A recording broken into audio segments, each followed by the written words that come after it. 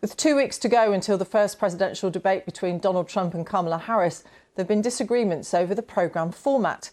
Democrats want both candidates' microphones to be live throughout the full broadcast on ABC on September the 10th.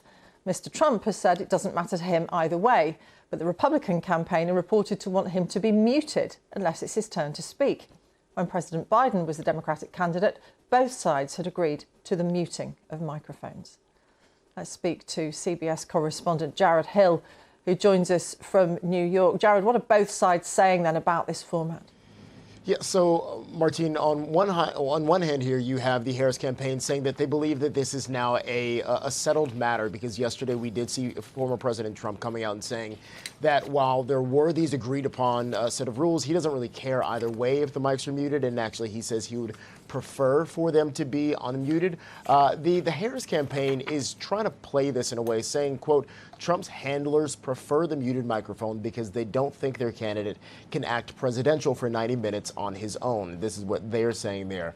The question is going to be whether this actually does end up happening. But even outside of the issue with the microphones, there is this question of whether the debate will actually happen, because former President Trump yesterday, for the second time, has said that he doesn't agree with the venue for this debate, in particular the network that would be hosting this one, saying that it's not friendly to him or to other conservatives, saying that he's considering pulling out of the debate.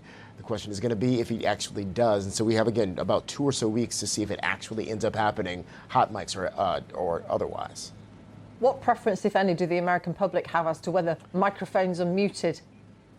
Yeah, and so again, this was something that was agreed upon when you had former President Trump and President Biden giving their first and only debate so far. At the time, it was believed that this could get away from some of the sort of onstage bickering that we saw during one of their debates back in the 2020 election.